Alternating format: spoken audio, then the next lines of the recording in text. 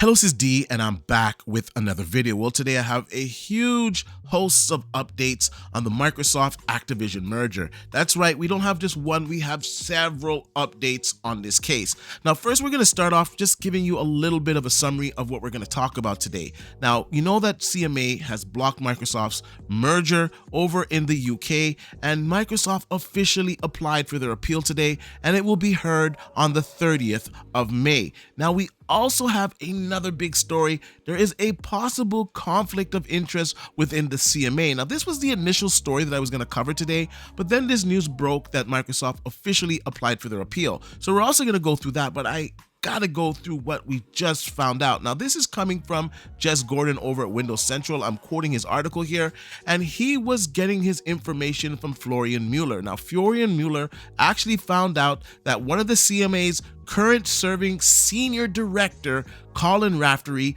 previously worked for Cleary GitLab, which is a law firm that has actually represented Sony in this regulatory protest to this deal. So is this a conflict of interest? Now, apparently this guy had a big say on blocking the deal.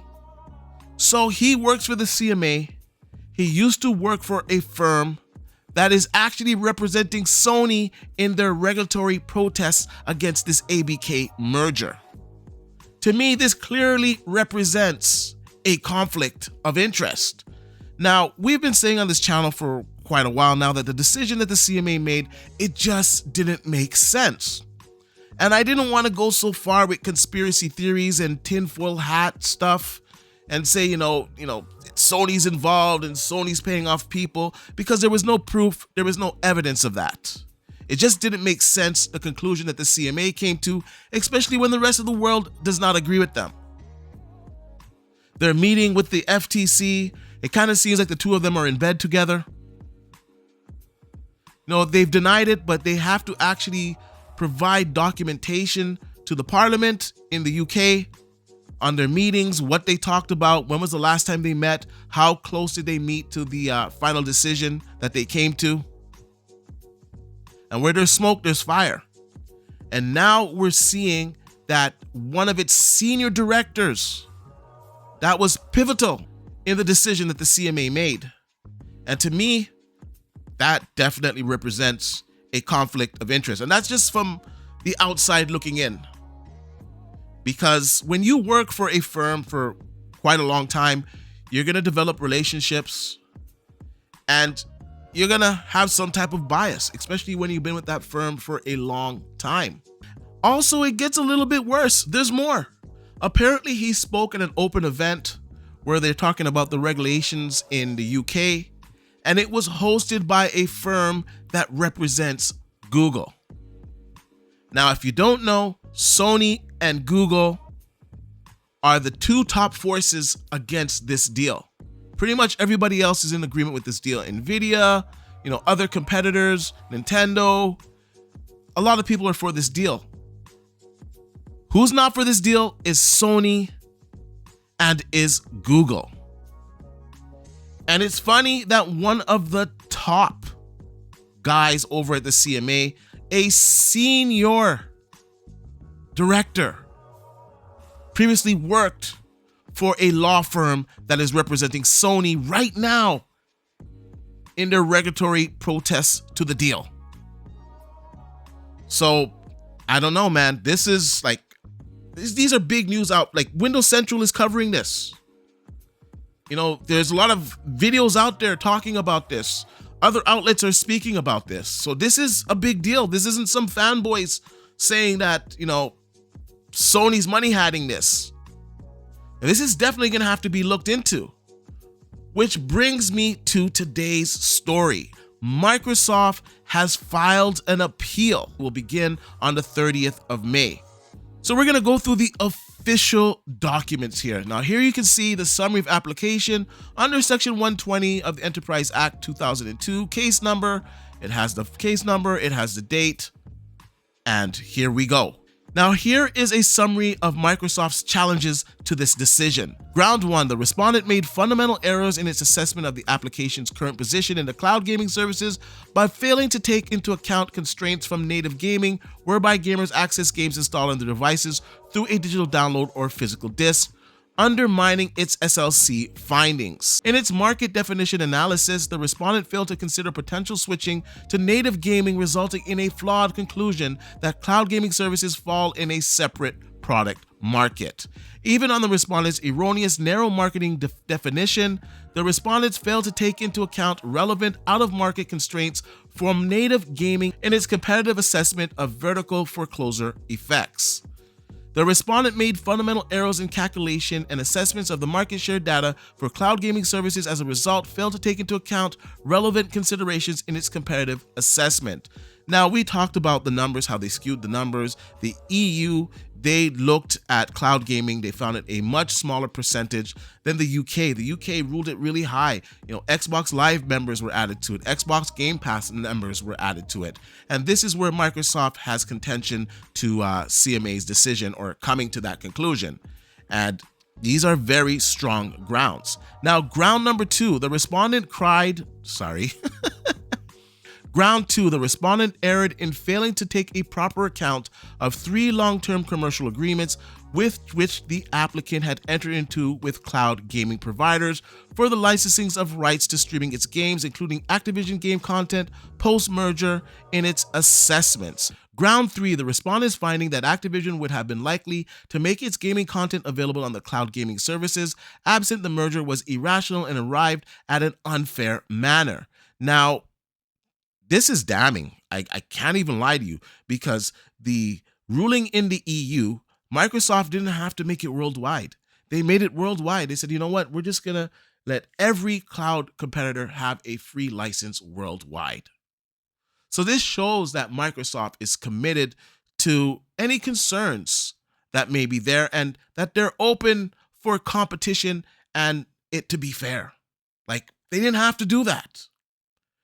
Ground 4, the respondent's findings that the applicant would have the ability to incentive to foreclose rival cloud gaming services, but withholding access to Activision games content post-merger was unlawful. In particular, the respondent's analysis was affected by 4 errors, each of which isolates separate and cumulative renderings that findings on the ability to incentively, unlawfully, unrationally. Now, they go on to say the respondent wrongly relied on evidence that the so-called AAA games would be important for cloud gaming services to find that Activision games in particular would hold such importance. The respondent failed to take into account the relevant evidence regarding immediate losses from hypothetical foreclosures, which show the applicant would not have an incentive to withhold access to Activision games from cloud gaming rivals. As set out in Ground 1 and Ground 2, the respondent wrongfully failed to take into account relevant out-of-market constraints and the agreements. Ground 5, in assessing remedial action for the SLC, the respondent erred in a law by proceeding on the basis that it had a duty to impose, which was described as comprehensive remedy, thus failing to consider a range of remedies and assessments and their benefits and detriments in the round. B, unlawfully failed to take into account of the interests of community, acted in breach of respondent's common law duty of fairness and the CMA's own remedies guidance. The applicant seeks the following relief from tribunal: a order pursuant to section blah blah blah, the act of quashing the decision in its entirety, an order that the respondent pays the applicant's costs of this application, such further or other relief as the tribunal deems fit. Any persons who considers this has a sufficient interest in the outcome of the proceedings may take a request for permission to intervene in the proceedings in accordance to Rule 16 of the rules. Now, I don't know what Rule 16 is. I don't know who can jump into these proceedings. I don't know all of the laws in the UK, but I do know that this is pretty damning, and Microsoft's evidence is pretty sound, especially when these other bodies ruled in favor of Microsoft.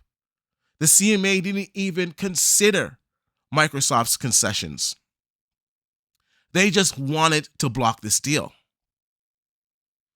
And although we can't prove it, there is accusations that they're working alongside the FTC. Now, I've talked about the FTC many times before. Their case, they're going to lose. They're definitely going to lose their case because they have to prove it. It can't just be hearsay. And how can you prove something in a market that doesn't even exist yet? The cloud market is so minute. But I don't even believe their argument is the cloud. I believe their argument is to do with the competition with Sony and the Activision games and the cloud. I think it's an accumulation of things. I don't think it's just the cloud. But nonetheless, their grounds for having this deal blocked or for this deal to be abolished is weak. In fact, the FTC has lost all of their cases under the new leadership that they brought to court. And I don't see it being any different in this case, especially with it being Microsoft, which is a huge company. It's an American company. And I don't understand how the FTC is going against an American company for Sony. That just doesn't make sense. And when the rest of this world is open to this deal, and the cloud competitors are open to this deal, aside from like Google and Sony, you know something is up and you know something is political. Today we found out that a senior member of the CMA used to work for a firm that represents Sony and all of their interests. That's a conflict of interest. It might make sense why the decision came out the way it did. He's going to this event by, I believe the firm is called Baker Botts, which is a huge client of Google. And we know that Google is contesting this deal from Microsoft. You know, I'm just reporting on the news. This is public information. You guys can go out there. You can check it for yourself because I know there's going to be some fanboys in the comment section typing some crazy stuff. You can check it out for yourself. You can validate it yourself. And is this going to all come into play with the appeal? Because this information is coming out now. And you can't tell me that nobody that is working on this case is not seeing this information right now, because it's all over Twitter. It's all over social media. The fact that Jez Gordon wrote about it is crazy. He doesn't just write about stuff. He doesn't put a lot of garbage out there. His articles are great. I've been reading his articles for years. Before I even started doing YouTube, I was reading his articles or Windows Central stuff. And I know that he does a lot of vetting on his information. And he's not right about everything, and nobody can be right about everything all the time. You know, because I know people say, oh, but he was wrong about this. So listen, the information is out there. You can look for yourself and find it out. If you want to know the truth, it's there. Now, we can't just say that the CMA acted improper and there's corruption. You know, there has to be an investigation into this, obviously. So we're not saying, yeah, they're 100% corrupt. This is what's happening. I'm saying that looks like a conflict of interest. And with this appeal in front of CAT, they're going to have to look at that. And what happens if Microsoft's appeal is approved, which I do believe they're going to win? It goes back to the CMA. They can just rule on it the same. But I don't think they can come to the same conclusions, because if CAT throws out the reasons and says that it was, unreasonable how they came to this conclusion, they have to come with a different set of reasons. So their hand might be forced at that point, and they just let this deal go through because the government is in on them. The UK residents are not happy about it. This affects the bottom line, which is money and investments in the UK. It affects their economy. So they might put this deal through with some concessions. Microsoft basically said in their appeal that these guys weren't even open to our concessions. They didn't even want to negotiate anything. They just wanted to block it. Everything they did was unlawful. It was irrational. They didn't even want to sit down and talk with us to work anything out. And knowing the information that we learned today, maybe it's starting to make a little bit more sense. Anyways, I want to know what you guys think about all of this. I just want this deal to close. The end of June, we're pretty much going to know what's going on in the UK. And if Microsoft is going to finalize this deal and issue that notice to the FTC, and if the FTC is going to try to get a preliminary injunction to block them from finalizing the deal, or if they're going to just pull out. We're going to know soon, guys. That's pretty much it for today's video. I know it was a little bit longer than usual, but there's a lot of information to go through, and I'm invested in it just like you guys are, and I see you guys coming back for these videos, so it takes time, and I want to give you guys all the information that's out at the moment. I want to give you information that's relevant, and I want to make sure that I give you information that is correct. I will leave all the links in the description down below so you guys can check it out for yourself. Hopefully, we're going to wrap this deal up shortly. But that's pretty much it for today's video. So I want to know what you guys think about all of this. Let me know in the comment section down below if you think this is a conflict of interest, that a top senior member of the CMA worked for a firm that represents Sony. Let me know in the comment section down below. And like I usually say, please like, share, and subscribe to the channel. And I'll see you guys on the next one.